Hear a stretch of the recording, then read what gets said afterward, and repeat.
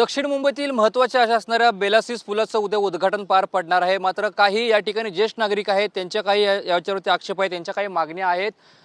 पूर्वीचा पूल कसा होता, आताचा पूल कसा आहे आणि काय तुमच्या प्रमुख मागण्या आहेत? आमच्या प्रमुख मागण्या अशा आहेत। पहिल्यांदा इथे बस स्टॉप होता, तो काढून टाकला आहे। आता आम्ही कुठून आलो तर आम्हाला रेल्वेत जायचं असेल तर आम्हाला खाली उतरावं लागणार आणि तिथून परत वरती चालत यायला पाहिजे। आता ज्येष्ठ नागरिक एवढा चालत येऊ शकतो काय? एखादा म्हणून टॅक्सीतून आला तो पटकन उतरत आणि खाली जायचा होता। कामावरचा माणूस पण बसमधून उतरून सरळ तिकीट ऑफिसला काढून जातो, तो खाली उतरावा लागणार आता आम्हाला। मधला बस स्टॉप आहे काढूनच टाकला दोन्ही बाजूचा आणि मधला डिवायडर ठेवला। आता डिवायडर असलं कालूच आहे ना। आता पोरं होती इथे, कमीत कमी त्यांनी ह्या बाजूला आहे ना एक आपला हे जायला मार्ग ठेवायला पाहिजे होता। आता जेणेकरून इकडून इकडे येताच येणार नाही। नाही म्हणजे हा जो पूल आहे तो नागपाडा आणि मुंबई सेंट्रलला जोडतो, बरोबर आहे।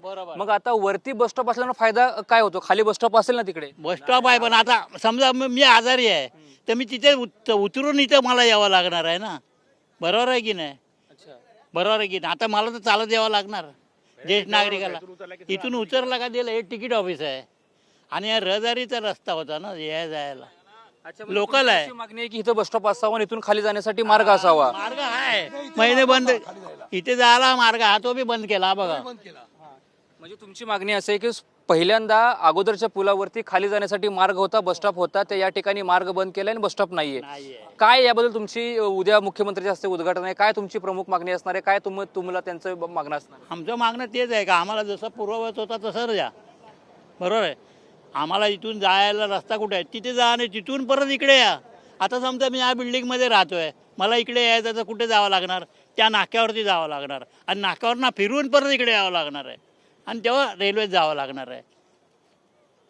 काय तुमची मागणी असणार आहे? किती त्रास होणार आहे तुम्हाला इथल्या स्थानिक लोकांना, इथल्या नागरिकांना? खूपच त्रास होणार आहे, कारण की काय माहिती आहे का, सुरुवातीला पहिला तिकडे खाली बस स्टॉप आहे आणि इथे एक ब्रिज होता खाली जायला, माणसाला उतरायला जायला, आणि इथे इथे एक बस स्टॉप होता, तोही बस स्टॉप बंद केला। समोर बस स्टॉप होता तोही बंद केला। मग आम्ही आता खाली उतरून तिकडून चालत यायचं का स्टेशनला?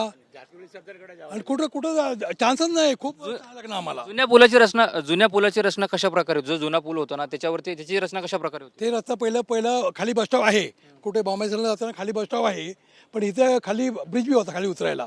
तिथून आम्ही इथे एक बस स्टॉप होता ब्रिजवरती, तो बी नाही आहे आता। त्या समोर बी बस स्टॉप होता, तो बी नाही आहे। मग आता तिकडून माणसाला जेव्हा तुम्ही भाटे हॉस्पिटल जाल तर तिकडे खाली बस स्टॉप पण नाही आहे, ते जागा बी नाही बस स्टॉपसाठी। मग काय करणार? मग तुम्ही खाली उतरायचं आणि चालत जायचं का खाली? का स्टेशनला जाताना खाली उतरायचं आणि तिकडे जायचं का? किती त्रास होणार आहे माणसाला या जायला? मग त्यांनी बस स्टॉप ठेवा आणि खाली आम्हाला एक्झिट द्यावं खाली जायला। आणि उद्या पाणी भरलं, ही लो लाईन एरिया आहे खाली आमच्या इथे, लो लाईन पाणी भरलं समजा तर आम्ही काय पाण्यातून जायचं का खाली तिकडून चालायला? आम्हाला पहिलं इथे असताना आम्हाला ब्रिजवर चढून आम्ही वरती येत होतो, तर पाणी भरलं तर आम्हाला इथे ब्रिज होता, ब्रिजवरून आम्ही वरती यायचो, तो बी रस्ता बंद केला। आमचा रस्ता गार्डनमधून होता स्टेशनला जायला, तोही बंद केला। मग सगळ्या सुविधा बंद केल्यानंतर कसं काय होणार?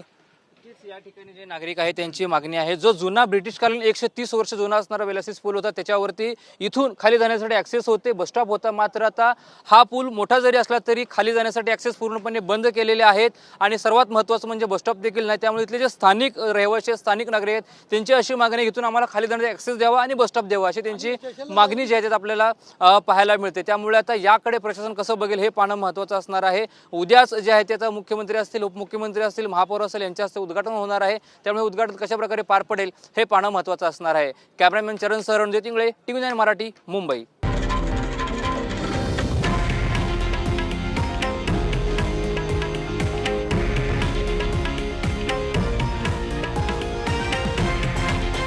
हे आहे देशातील नंबर 1 न्यूज नेटवर्क आणि आपण पाहत आहात TV9 मराठी, एकमेव।